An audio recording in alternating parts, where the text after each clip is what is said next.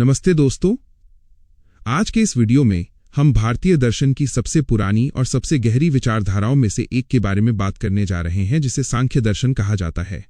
आपने योग का नाम तो सुना ही होगा और शायद आप योग करते भी होंगे, लेकिन क्या आप जानते हैं कि योग का आधार क्या है? योग जिस ज्ञान पर खड़ा है वह सांख्य दर्शन ही है। अगर योग एक इमारत है तो सांख्य उसकी नींव है। सांख्य दर्शन के रचयिता महर्षि कपिल मुनि थे। ये दर्शन इतना प्राचीन और महत्वपूर्ण है कि इसका उल्लेख भगवद गीता में भी भगवान कृष्ण ने कई बार किया है। सांख्य शब्द का अर्थ होता है संख्या या गणना। यह दर्शन हमें जीवन का गणित समझाता है। यह हमें बताता है कि ब्रह्मांड कैसे बना, हम कौन हैं, हमारे दुख का कारण क्या है और हम हमेशा के लिए खुश कैसे हो सकते हैं। आज हम इस गहरे ज्ञान को बहुत ही सरल हिंदी में समझेंगे और यह भी जानेंगे कि आप अपनी रोजमर्रा की जिंदगी में इसका उपयोग करके कैसे तनाव मुक्त और सफल हो सकते हैं। मैंने इस पूरे विषय को एक कहानी की तरह पिरोया है ताकि आपको समझने में आसानी हो। सबसे पहले ये समझते हैं कि सांख्य दर्शन का मुख्य उद्देश्य क्या है। सांख्य दर्शन की शुरुआत एक बहुत ही व्यावहारिक समस्या से होती है और वो है दुख। कपिल मुनि ने देखा कि इस दुनिया में हर इंसान दुखी है। किसी को शरीर का दुख है तो किसी को मन की चिंता है, किसी को दूसरे लोग परेशान करते हैं तो किसी को बाढ़, भूकंप या ग्रहों की चाल का डर सताता है। सांख्य दर्शन कहता है कि जीवन का परम लक्ष्य इन तीनों प्रकार के दुखों से हमेशा के लिए मुक्ति पाना है। इसे ही मोक्ष या कैवल्य कहा जाता है। सांख्य दर्शन की पूरी व्यवस्था दो मुख्य तत्वों पर टिकी है। अगर आप इन दो शब्दों को समझ गए तो समझ लीजिए कि आपने आधा सांख्य दर्शन समझ लिया। ये दो शब्द हैं पुरुष और प्रकृति। यहां पुरुष का मतलब कोई आदमी या नर नहीं है और प्रकृति का मतलब केवल पेड़ पौधे नहीं है। आइए इन्हें गहराई से समझते हैं। पुरुष का अर्थ है हमारी चेतना या आत्मा। यह वो तत्व है जो देख रहा है। ये वो रोशनी है जिससे हमें सब कुछ महसूस होता है। सांख्य के अनुसार पुरुष पूरी तरह से अलग है। वो न कुछ करता है और न ही उसमें कोई बदलाव आता है। वो केवल एक साक्षी है, यानी गवाह की तरह सब कुछ देखता रहता है। पुरुष शुद्ध है, चेतन है और आनंदमय है। दूसरा तत्व है प्रकृति। प्रकृति का अर्थ है जड़ पदार्थ या वो सामग्री जिससे ये पूरी दुनिया बनी है। हमारा शरीर, हमारा मन, हमारी बुद्धि, हमारे विचार और ये बाहरी दुनिया, ये सब प्रकृति का ही हिस्सा हैं। प्रकृति अपने आप में अंधी है, लेकिन इसमें सृजन करने की अनंत शक्ति है। सांख्य दर्शन इन दोनों के संबंध को समझाने के लिए एक बहुत सुंदर उदाहरण देता है। कल्पना कीजिए कि एक जंगल में आग लगी है। वहां दो लोग फंसे हुए हैं। एक लंगड़ा है जो चल नहीं सकता लेकिन देख सकता है। दूसरा अंधा है जो चल सकता है लेकिन देख नहीं सकता। अब जंगल से बाहर निकलने के लिए वे क्या करेंगे? अंधा व्यक्ति लंगड़े व्यक्ति को अपने कंधे पर बैठा लेगा। लंगड़ा व्यक्ति रास्ता बताएगा और अंधा व्यक्ति उस रास्ते पर चलेगा। इस तरह दोनों जंगल से बाहर निकल जाएंगे। यहां लंगड़ा व्यक्ति पुरुष है, जिसके पास चेतना और दृष्टि तो है, लेकिन वो कर्म नहीं कर सकता। अंधा व्यक्ति प्रकृति है, जिसके पास कर्म करने की शक्ति है, पैर है, लेकिन उसे दिशा का ज्ञान नहीं है। जब पुरुष और प्रकृति का संयोग होता है तभी इस सृष्टि की रचना होती है। सांख्य दर्शन बताता है कि यह दुनिया 25 तत्वों से मिलकर बनी है। इसे 25 तत्वों का सिद्धांत कहते हैं। आइए इसे सरलता से समझते हैं। सबसे पहले मूल प्रकृति है। जब पुरुष का सानिध्य प्रकृति को मिलता है तो प्रकृति से सबसे पहले जो चीज पैदा होती है वो है महत। महत का अर्थ है ब्रह्मांडीय बुद्धि या महान बुद्धि। ये सृष्टि का सबसे शुद्ध और सूक्ष्म रूप है। महत से अहंकार का जन्म होता है। अहंकार का मतलब है मैं की भावना। जब बुद्धि खुद को अलग समझने लगती है तो अहंकार पैदा होता है। यही वो तत्व है जो हमें लगता है कि मैं ये हूं या मैं वो हूं। अहंकार से फिर 3 शाखाएं निकलती हैं और बाकी की दुनिया बनती है। इसमें हमारा मन आता है।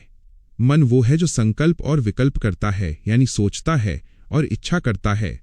इसके बाद हमारी 5 ज्ञानेंद्रियां आती हैं, आंख, नाक, कान, जीभ और त्वचा। ये वे दरवाजे हैं जिनसे हम दुनिया को जानते हैं। फिर हमारी 5 कर्मेंद्रियां आती हैं, हाथ, पैर, वाणी, मल, त्याग अंग और प्रजनन अंग। ये वे साधन हैं जिनसे हम काम करते हैं।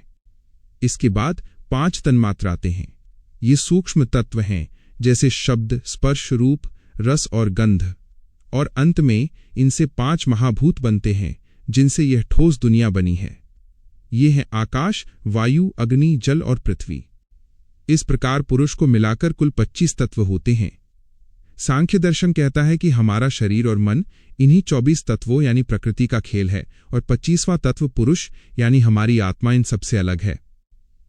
अब हम सांख्य दर्शन के सबसे महत्वपूर्ण और व्यावहारिक हिस्से पर आते हैं, जो है 3 गुण। सांख्य कहता है कि यह प्रकृति 3 गुणों से मिलकर बनी है। ये 3 गुण हैं, सत्व, रजस और तमस। ये 3 गुण रस्सियों की तरह हैं, जिन्होंने हमें बांध रखा है। दुनिया की हर चीज, हर इंसान और हर विचार में ये 3 गुण मौजूद होते हैं। बस किसी में कोई गुण ज्यादा होता है तो किसी में कम। सत्व गुण प्रकाश, पवित्रता, शांति और ज्ञान का प्रतीक है। जब आप बहुत शांत महसूस करते हैं, जब आपका मन साफ होता है और आप खुश होते हैं, तब आप सत्व गुण के प्रभाव में होते हैं। सत्व गुण हमें ऊपर उठाता है और मुक्ति की ओर ले जाता है। रजस गुण क्रिया, ऊर्जा, जुनून और चंचलता का प्रतीक है। जब आप बहुत भागदौड़ करते हैं, बहुत महत्वाकांक्षी होते हैं, बेचैन होते हैं या गुस्सा करते हैं, तब आप रजस गुण के प्रभाव में होते हैं। रजस गुण दुख का कारण बनता है, क्योंकि यह हमें इच्छाओं के जाल में फंसाता है। यह हमें कभी बैठने नहीं देता, हमेशा कुछ न कुछ पाने के लिए दौड़ाता रहता है। तमस गुण अंधकार, आलस्य, अज्ञान और भारीपन का प्रतीक है। जब आपको नींद आती है, काम करने का मन नहीं करता, दिमाग काम नहीं करता या आप नशे में होते हैं, तब आप तमस गुण के प्रभाव में होते हैं। तमस गुण इंसान को नीचे गिराता है और बांध कर रखता है। सांख्य दर्शन कहता है कि हमारे दुख का मुख्य कारण यह है कि हम पुरुष और प्रकृति के बीच के अंतर को भूल गए हैं। हम वो हैं जो देख रहे हैं यानी पुरुष, लेकिन हम खुद को वो समझ लेते हैं जो दिखाई दे रहा है यानी प्रकृति। इसे अविवेक कहते हैं। अविवेक का मतलब है भेद न कर पाना। जैसे सिनेमा हॉल में फिल्म देखते समय हम इतने खो जाते हैं कि अगर हीरो को चोट लगती है तो हमें दर्द होता है। हम भूल जाते हैं कि हम कुर्सी पर बैठे दर्शक हैं और वो केवल एक पर्दा है। ठीक इसी तरह हमारी आत्मा तो शुद्ध और मुक्त है, लेकिन वो मन और शरीर के साथ जुड़कर खुद को सुखी या दुखी मानने लगती है। जब मन में तमस आता है तो हम कहते हैं मैं उदास हूं। जब मन में रजस आता है तो हम कहते हैं मैं गुस्से में हूं। सांख्य कहता है कि उदासी और गुस्सा मन के गुण हैं, आपके नहीं। आप तो उसे देखने वाले साक्षी हैं। अब सवाल यह उठता है कि इस ज्ञान का उपयोग करके हम अपने दुखों को कैसे दूर करें और जीवन को बेहतर कैसे बनाएं। सांख्य दर्शन हमें जीवन जीने के बहुत ही सटीक उपाय बताता है। इसे हम विवेक ख्याति कहते हैं। विवेक ख्याति का अर्थ है भेद करने वाला ज्ञान। ये जानना कि मैं शरीर नहीं हूं, मैं मन नहीं हूं, मैं विचार नहीं हूं, मैं शुद्ध चेतना हूं। आइए अब हम उन व्यावहारिक उपायों और समाधानों की बात करते हैं जिन्हें आप आज से ही अपने जीवन में अपना सकते हैं। पहला उपाय है साक्षी भाव का अभ्यास। इसे अपने जीवन का मूल मंत्र बना लें। जब भी आप किसी मुसीबत में हों या बहुत ज्यादा भावनाओं में बह रहे हों, तो एक पल के लिए रुकें। खुद को परिस्थिति से थोड़ा अलग करें और एक तीसरे व्यक्ति की तरह खुद को देखें। अगर आपको गुस्सा आ रहा है तो ये मत कहें कि मुझे गुस्सा आ रहा है, बल्कि ये देखें कि मेरे मन में गुस्से की लहर उठ रही है और मैं इसे देख रहा हूं। जैसे आसमान में बादल आते हैं और चले जाते हैं, वैसे ही मन में भावनाएं आती हैं और चली जाती हैं। आप आसमान हैं, बादल नहीं। ये अभ्यास धीरे धीरे आपको हर तरह के मानसिक तनाव से मुक्त कर देगा। आप पाएंगे कि बड़ी से बड़ी समस्या भी आपको अंदर से हिला नहीं पा रही है। दूसरा उपाय है त्रिगुणों का संतुलन। आपको अपने जीवन में गुणों को पहचानना और सुधारना होगा। अपने खान पान और दिनचर्या पर ध्यान दें। सांख्य दर्शन के अनुसार जैसा अन्न वैसा मन। अगर आप बासी, बहुत तीखा, बहुत तेल वाला या मांसाहारी भोजन करते हैं तो इससे तमस और रजस गुण बढ़ते हैं। इससे आलस्य और बेचैनी बढ़ेगी। इसके बजाय सात्विक भोजन करें। ताजे फल, सब्जियां और हल्का भोजन लें। इससे मन शांत और एकाग्र होगा। अपनी नींद पर ध्यान दें। बहुत ज्यादा सोना तमस है, बहुत कम सोना रजस है। पर्याप्त और सही समय पर सोना सत्व गुण को बढ़ाता है। तीसरा उपाय है तमस से रजस और रजस से सत्व की यात्रा। अगर आप आलसी महसूस कर रहे हैं और जीवन में कुछ नहीं कर पा रहे हैं तो आप तमस में हैं। इसे तोड़ने के लिए सीधे ध्यान में न बैठें, क्योंकि आपको नींद आ जाएगी।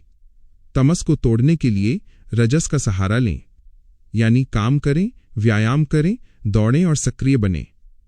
जब आप सक्रिय हो जाएं और जीवन में गति आ जाए तो फिर रजस को संतुलित करने के लिए सत्व का सहारा लें, यानी अब शांति से बैठना सीखें, ध्यान करें और ज्ञान प्राप्त करें।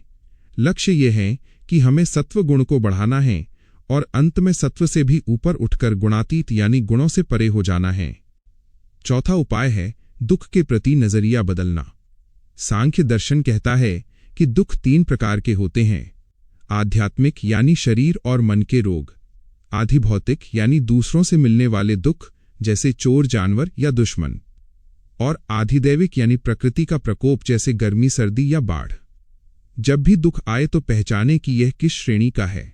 यह समझें कि यह दुख प्रकृति का स्वभाव है। जैसे आग का स्वभाव गर्म होना है, वैसे ही दुनिया का स्वभाव परिवर्तनशील और दुखमयी होना है। आप इस दुनिया को पूरी तरह नहीं बदल सकते, लेकिन आप खुद को बदल सकते हैं। दुख को अपने ऊपर हावी न होने दें। ये याद रखें कि ये दुख मेरे शरीर या मन को हो रहा है, मुझे नहीं। मैं तो इनका स्वामी हूं। 5वां उपाय है कैवल्य की ओर बढ़ना। कैवल्य का अर्थ है केवलपन या अकेले होना। इसका मतलब भीड़ से भागना नहीं है, बल्कि अपने आप में पूर्ण महसूस करना है। हम अक्सर अपनी खुशी के लिए दूसरों पर निर्भर रहते हैं। हम सोचते हैं कि अगर वो व्यक्ति मुझे प्यार करेगा तो मैं खुश रहूंगा, या अगर मुझे वो नौकरी मिल जाएगी तो मैं खुश होऊंगा। सांख्य कहता है कि पुरुष अपने आप में ही आनंद का स्रोत है, उसे बाहर से किसी चीज की जरूरत नहीं है। जब आप अपनी खुशी की जिम्मेदारी खुद ले लेते हैं और अपनी आंतरिक पूर्णता को महसूस करते हैं तो यही सच्ची स्वतंत्रता है। इसे ही असंग भाव कहते हैं। असंग का मतलब है साथ रहते हुए भी न चिपकना।